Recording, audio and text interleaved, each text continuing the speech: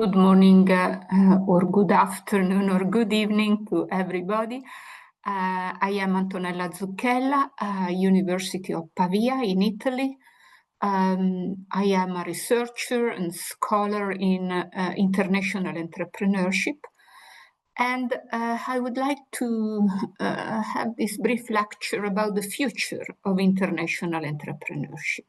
In a previous lecture, we have discussed what is international entrepreneurship, which are its main characteristics, how the process of international entrepreneurship unfolds across markets. And now it's time to think, to reflect about its future. So I will start sharing my screen and start this conversation with you about the future of international entrepreneurship. First of all, let me remind you that international entrepreneurship is a relatively young discipline. We discussed in a previous lecture that it's more than 30 years of research and practice, which may seem a lot, 3 decades, but compared to other disciplines like general entrepreneurship, it's certainly very young, one of the youngest.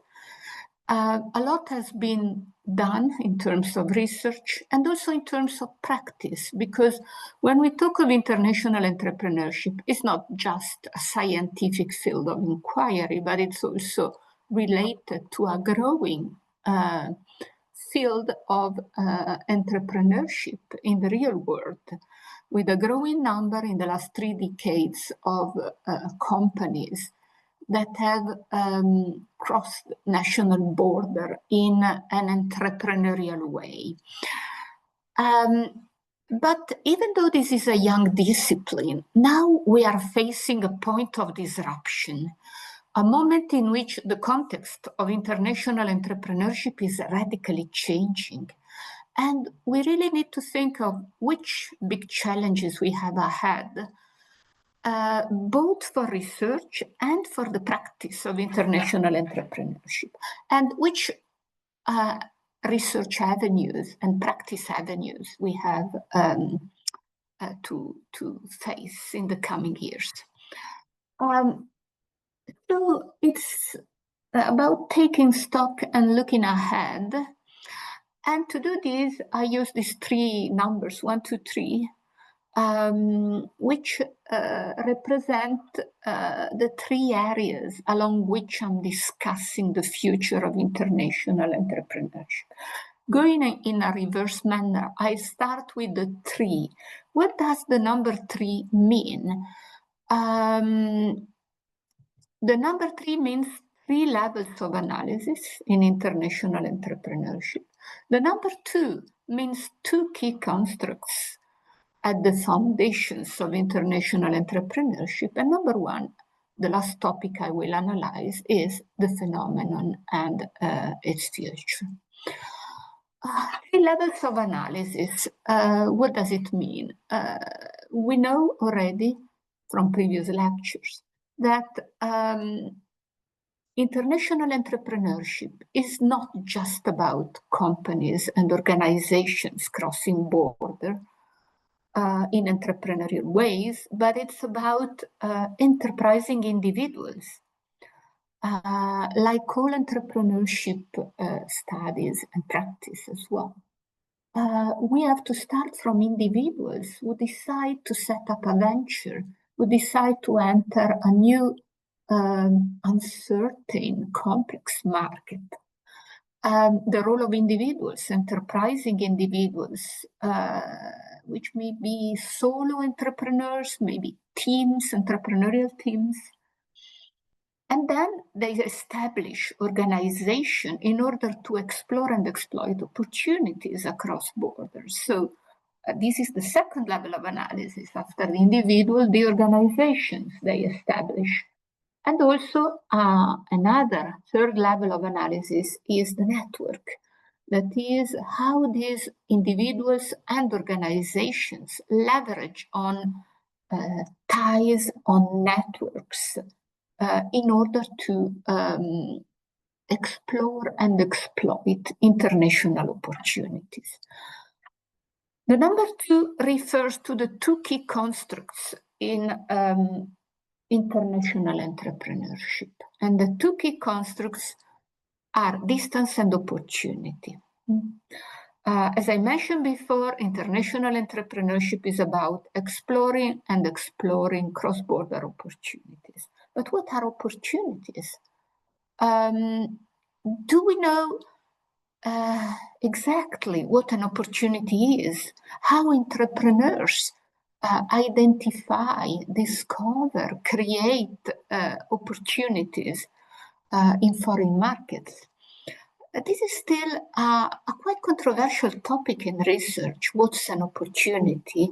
And if opportunities are just discovered, they exist out there. Entrepreneurs are the individuals most alert and capable to find them, to discover them. Or if opportunities are created, that is, they do not exist ex ante. They are the result of entrepreneurial creativity and action. So this is still an avenue of research that needs to be better understood. And the other second construct is distance. In international entrepreneurship, we have the distance element. What is distance? What does it mean? Is distance a simple concept?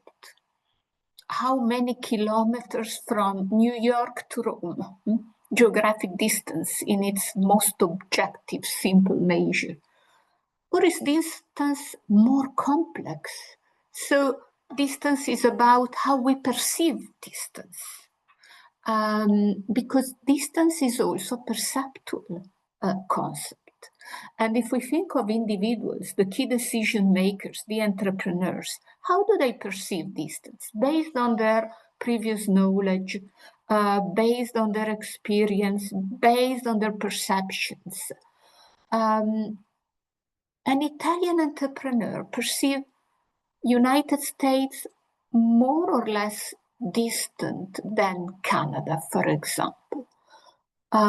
So the perceptual element of distance is very important, needs to be understood.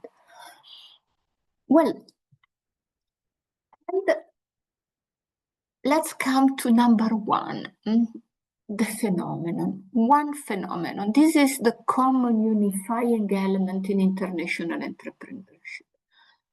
Internationalization is a phenomenon. It's a phenomenon that happens in a context which is quickly changing. International entrepreneurship has brought an entrepreneurial perspective to the study of this phenomenon.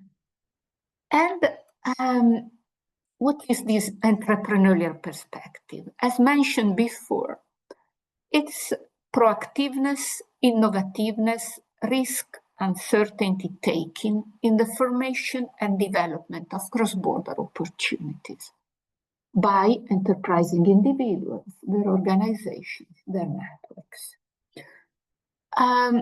This is the entrepreneurial perspective in the internationalization phenomenon. And as I said before, what is really important now to analyze, to understand better for the future of this subject, international entrepreneurship, is the context in which the phenomenon is embedded and how this context is rapidly changing. What's the present and future of internationalization phenomena? We know that we have new realities around. When I use the term new realities, I refer to an article published in International Business Review about the new realities in international business. I will quote this article soon. The previous world order is changing changing even more rapidly than we could ever imagine. And the new world order is not yet in sight. So we live in deep uncertainty. Globalization is apparently stepping back. Global value chains are shrinking.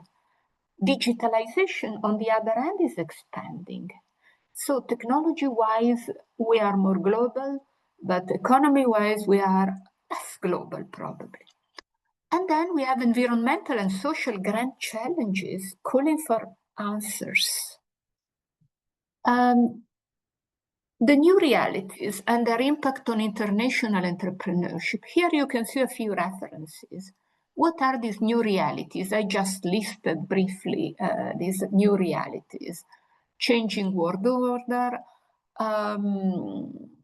more protectionism, shrinking global value chains, but digitalization, but sustainability imperatives. So these are all discussed in this Gowrie Strange Cook article 2021. How do they affect international entrepreneurship? This is our question. A more specific question.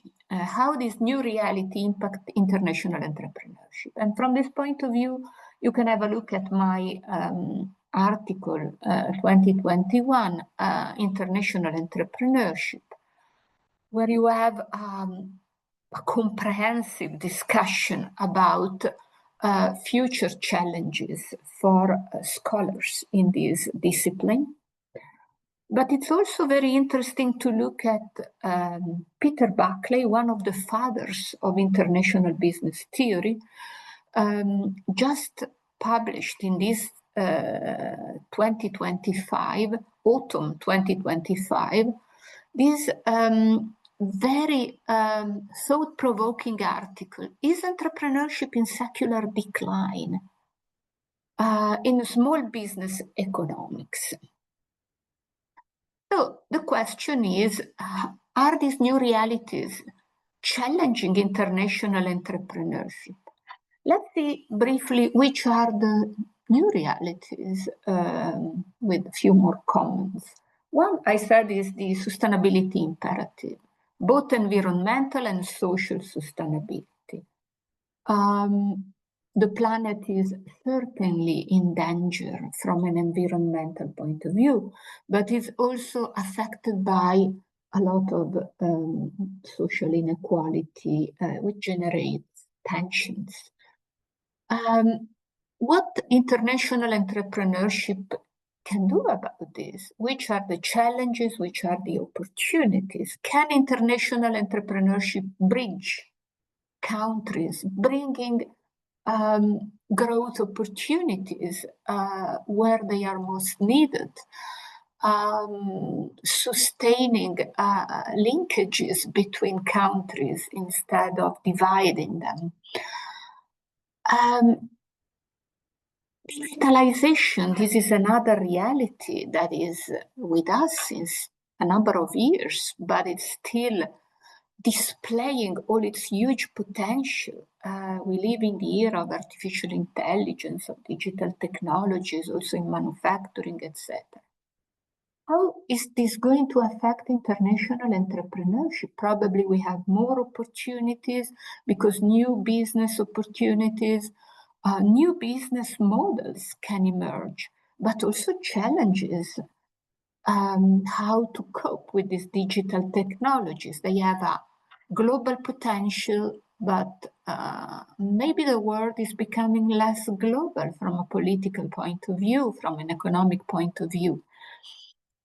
So let's come to this last topic. Where is the economic political world going?